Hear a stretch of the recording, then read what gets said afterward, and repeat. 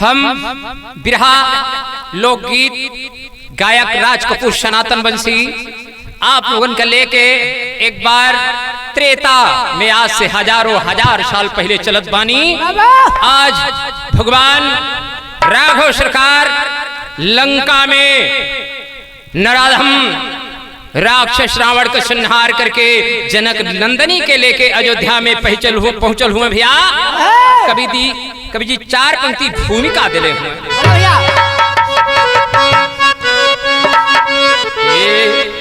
जीत लंका चले हैं श्री राम जब, सब अयोध्या में खुशियां मनाने लगे। पशु पक्षी सभी प्रेम में झूम कर कलर करते मधुर गीत गाने लगे। नर किन्नर सभी नगर नर नारियां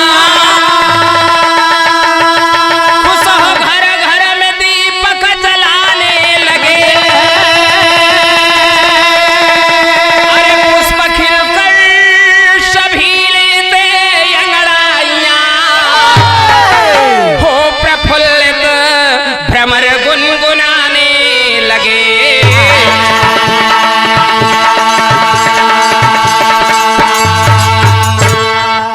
भैया हो कवि जी एक पंक्ति कवाली के टुकड़ा दिले हुए हैं।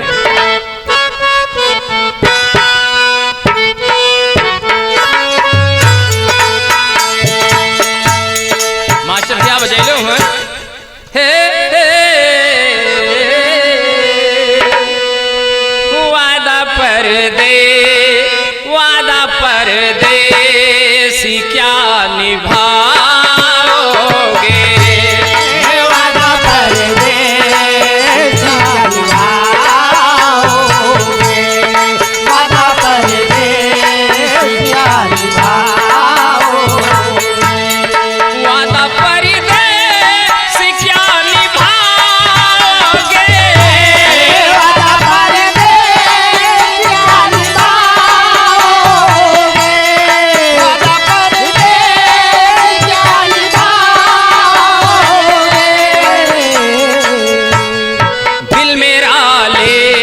दिल मेरा ले के लौट जाओगे। दिल मेरा ले लौट जाओगे। दिल मेरा ले लौट जाओगे। भैया हो कहानी जान ले में मजा वाला। आज भगवान अयोध्या में पहुंचल हुए, सब लोग मिलत हुए। पहले भगवान राघव सरकार अपनी परम प्रिय पूज्य माता कैकेयी से मिलल हुए। कैकेयी जी कहले बनी भैया वादा कर लो कि ना भुलाओगे। वादा कर लो ना भुलाओगे। वादा कर लो ना भुलाओगे। वादा कर लो कि ना भुलाओगे। वादा कर लो ना भुलाओगे।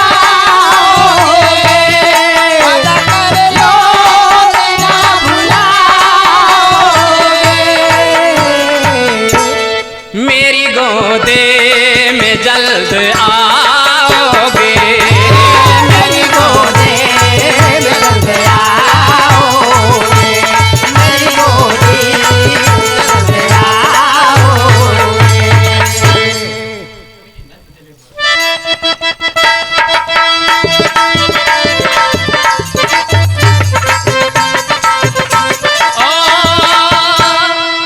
मानते माँ तो वचन देने का वादा कर लो। मेरी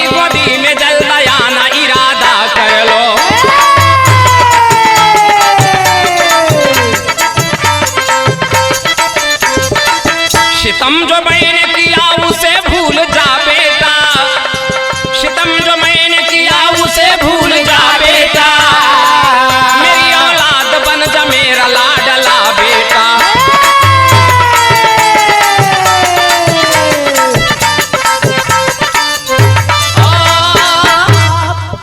अगर ये औलाद बन के मेरी गोद आओगे, अगर ये औलाद बन के मेरी गोद आओगे, कसम तुम्हारी है एहसान मुझे पे लाओगे।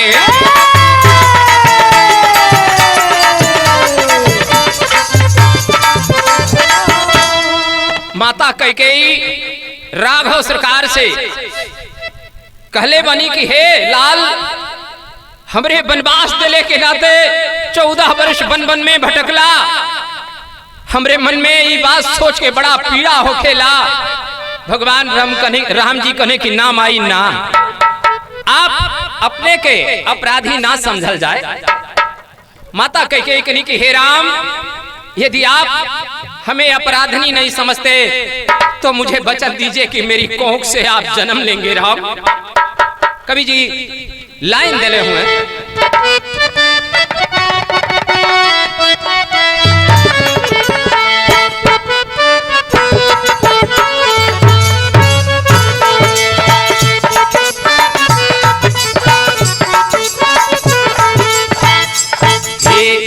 मास्टर भैया बजैले हुए, ये जवन जवन का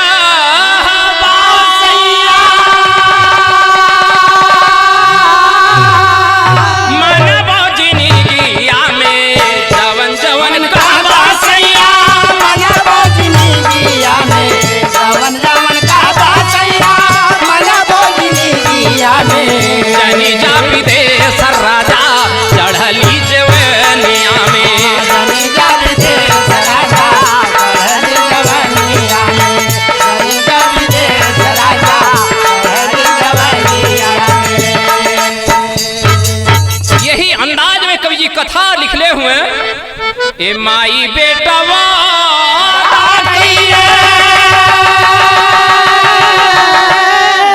माई बेटा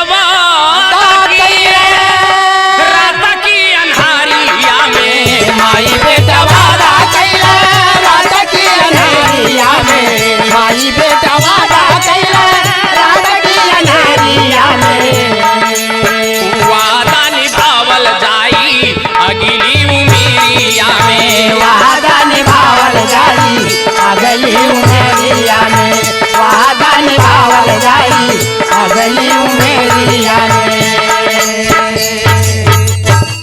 नाही दुख बाट हमें तू हसे है माई, नाही दुख बाट हमें तू हसे है माई, नाही बा शिकायत हंस के बोले रे घुराए, नाही बा शिकायत हंस के बोले रे घुराए, नाही बा शिकायत हंस के बोले रे घुराए। देवी जैसन बाड़ू माई हमारी उमेरिया में, देवी जैसन बाड़ू माई हमारी नजरिया में, देवी जैसन बाड़ू माई हमारी नजरिया में, वादा निभावल जाई अगली उमेरिया में, वादा निभावल जाई अगली उमरिया में, वादा निभावल जाई अगली उमरिया में। भगवान रामचंद्र जी कले हुए कैकेयी जी का कि ये माई आप हमारी दृष्टि में अपराधिनी ना बल्कि महादेवी है वो माई, आप वनवास देके परम कल्याण जगत के कैलू माई। कवि जी अगला लाइन दिले हो भैया,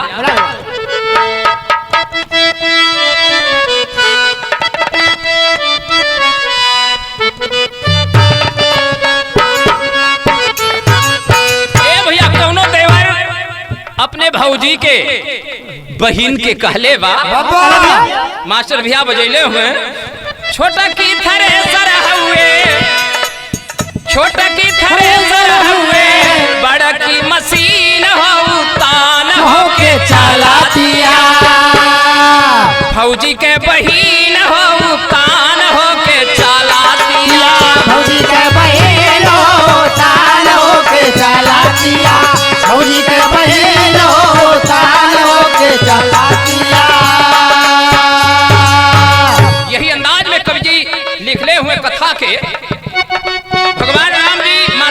कैसे कहत हूँ भैया ए बनबे कन्हैया हम बनबे कन्हैया हम तापर में जाए हो पुराले घुमाना रे बनबे कन्हैया हम तापर में जाए हो पुराले घुमाना रे अपना बनाए हो पुराले घुमाना के अपना बनाए हो पुराले घुमाना के अपना बनाए हो पुराले घुमाना के बीती जब त्रेता बीती जब त्रेता आई द्वापर के समाइया बीती जब त्रेता आई द्वापर के समाइया बीती जब त्रेता आई द्वापर के समाइया बनबू तू देवा की हम बनबे कन्हैया बनबू तू देवा की हम बनबे कन्हैया बनबू तू देवा की हम बनबे कन्हैया आधी रात जन्मा लेबे आधी रात जन्मा लेबे जेलिया में आए हो पुराले घुमाना के अपना बनाए हो पुराले घुमाना के अपना बनाए हो पुराले घुमाना के अपना बनाए हो पुराले घुमाना के भैया कभी जी टेरी की लाइन दिले हुए हैं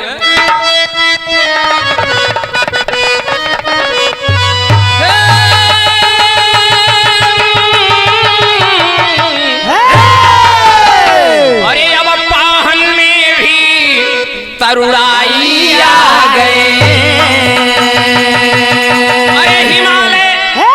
अरे हिमालय हंसा जोर से हंसी हंसर घुमाई अरे हुमाई अरे हुमाई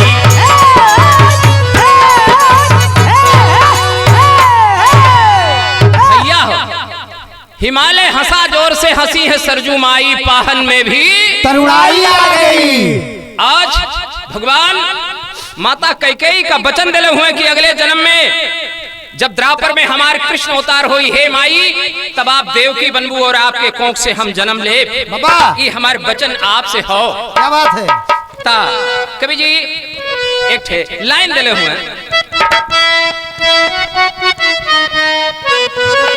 एक ठे दुल्हन कहले बा अपने दुल्हा से कहा कहिएगा दुल्हा जब झोरा लेके तैयार भेल बा प्रदेश से लेका त दुल्हनिया कहले बका क्या कहे हो ये छोड़ी दा चटकल के नौकरिया हमार बलमा हे छोड़ीदा कटकल के नौकरिया हमार बालमा हे छोड़ीदा कटकल के नौकरिया हमार बालमा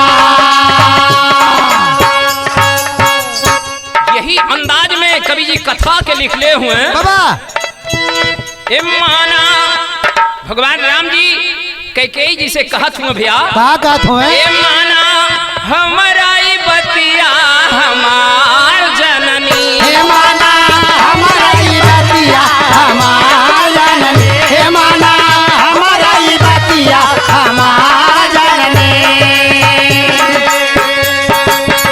जन्म तले बे माई तोहरी गोदिया ये कहिया राजमाई माना मोरी बतिया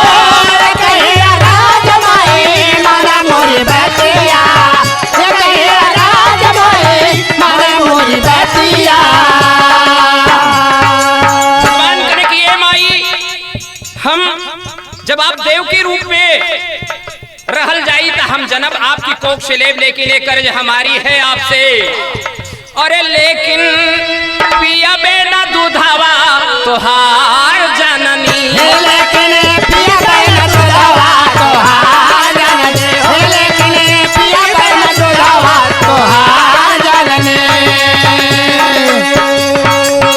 भैया हो हाँ कने की लेकिन पियबे ना दूधवा तोहार जननी लाइन उहे लगल बा एक एक करा के रोला गंगा जी बढ़िया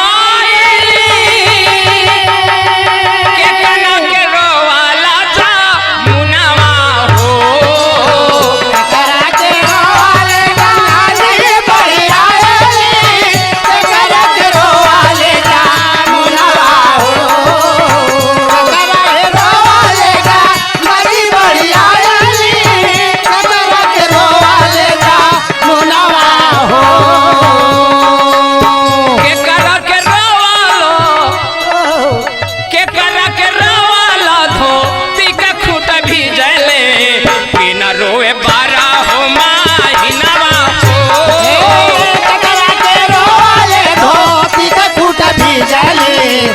न रोवे बारा हो महीनावा हो केकरा के रोले धोती के घूट भी जाले के न रोवे बारा हो महीनावा हो। यही अंदाज में कवि जी दिले हुए भैया कथा के भैया ये दिन दिन बीतल बीतल बहुत दिन अरे बीती गईले बारिश हजार हो दिन दिन बीतल बीतल कुछ दिन बीतल बाजार हो दिन दिन बीतल बीतल बहुत दिन बीतल बाजार हो। आइल समैया शुभ आइल समैया शुभ द्वापर वाला दिनवा लेवे ले कन्हैया आवा तार हो समैया सुबह खबर के दिनावा लेहल कन्हैया आवा तार हो आइले कन्हैया सुबह खबर के दिनावा लेहल कन्हैया आवा तार हो। भैया हो समय बीतल बा युग बीतल बा त्रेता बीतले के बाद द्वापर के पावन पुनीत अवसर आइल बा जौने दिने भगवान कन्हैया अवतार लेत हुए वाह भैया क्या समय कवि है जी विदेशिया के लाइन दिले हुए हैं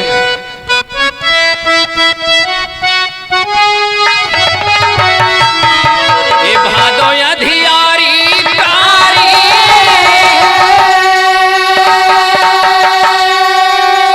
ये भैया अष्टमी के रातिया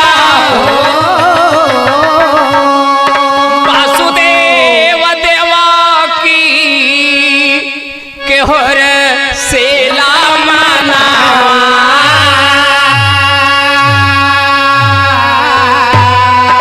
ए हवर जसोदा गोदी आदि सकती जन्म ले हरे देव बरसावे सब नभ से सुमना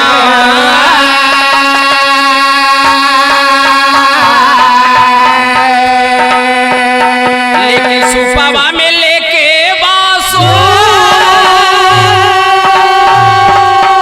देवजी ललनावा गे जमुना के तट पहुँचे सिहरे पारनवा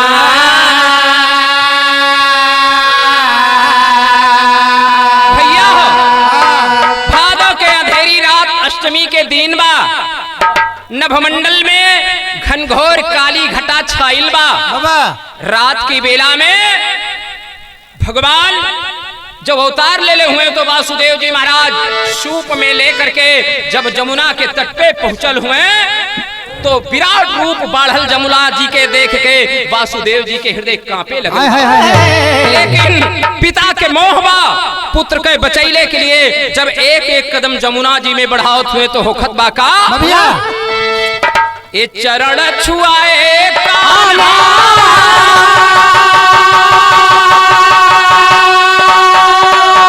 ए भैया जमुना सिमटी गई कन्या के लेके चली आए जेहल खना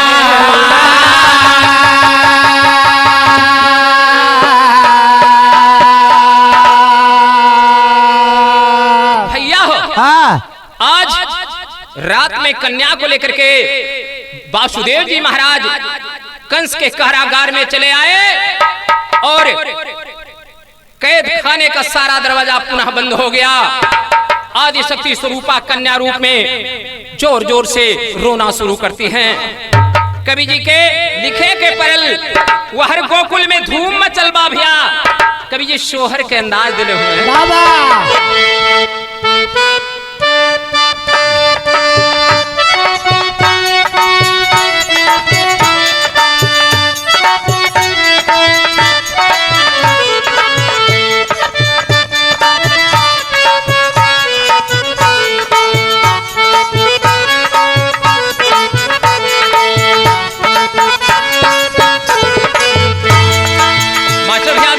हुए ए भादो के अंधेरी बारैनिया रैनी या सुहावन लागे हो भादो के अंधेरी मारैनी आरैनी या सुहावन लागे ओ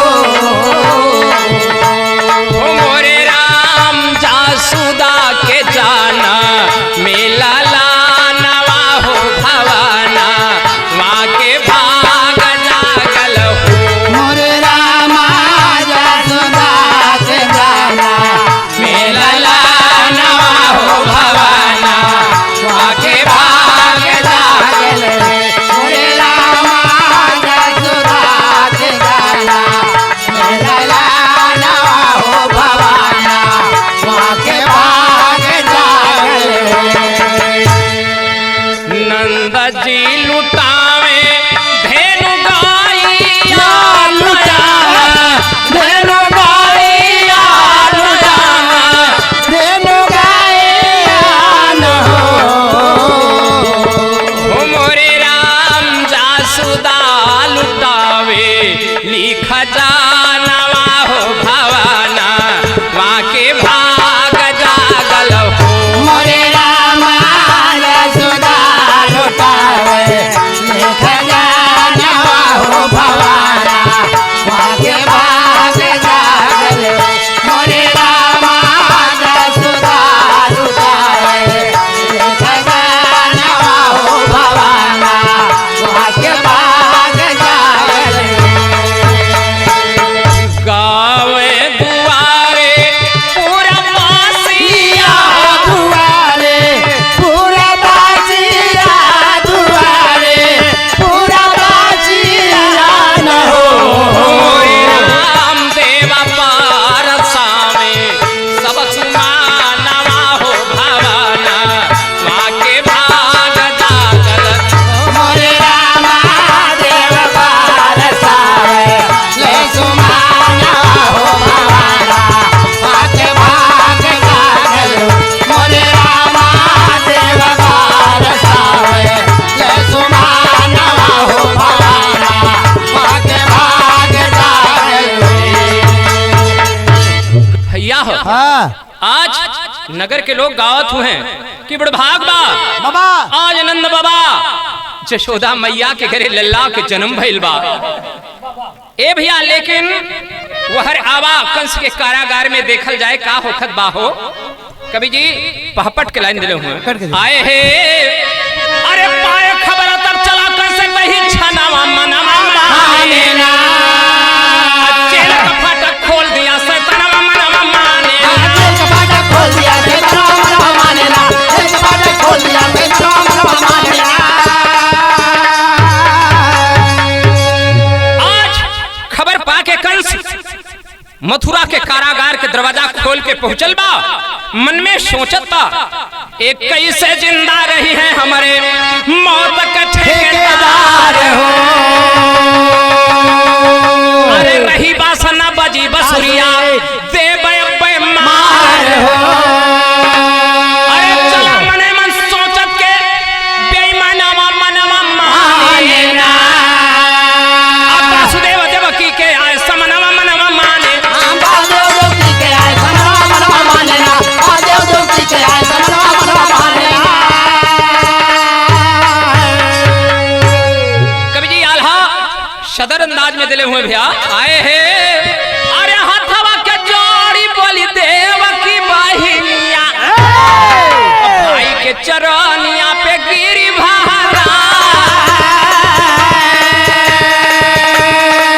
अरे लेकिन दर्दिया बुझेला कंसा पपिया अरे लेकिन दर्दिया बुझे ना कंसा पपिया अरे कोदिया से आल्हा करी नवा छिन ले बा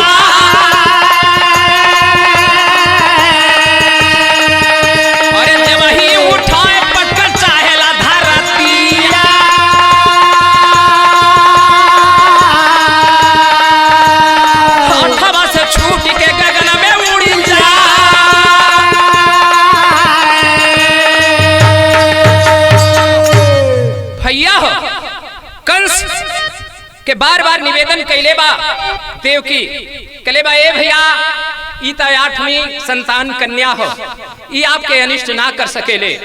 लेकिन कंस कहलेस कि ना देवकी ना, 8वीं संतान हमारे शत्रु हो तो एकरा के वध करब हमारे लिए जरूरी बा। भैया हो उठा ले बा, और जब ही उठा के पत्थर पर पटकना चाहता है हाथ से छूट करके कन्या नभमंडल में उड़ जाती हैं और आकाशवाणी होती है। कभी अंतिम अंदाज दिले हुए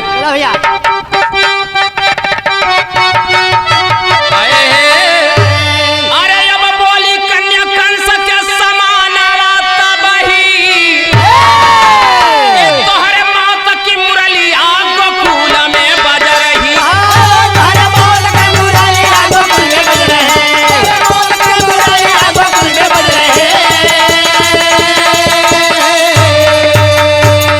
आकाश से कन्या ने कहा रे नराधम कंस, अरे तू मुझे क्या मारेगा?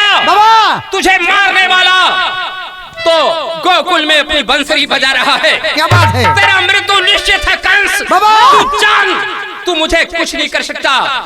बाबू हो हाथ मलक पश्चात खड़ा बा कंसा दुराचार के कन्या विंध्याचल पर्वत पे आसन मारी। अरे भीड़ उमड़े भारी चढ़े नरियल चुनरी, ए तोहरे माता की मुरलिया गोकुला में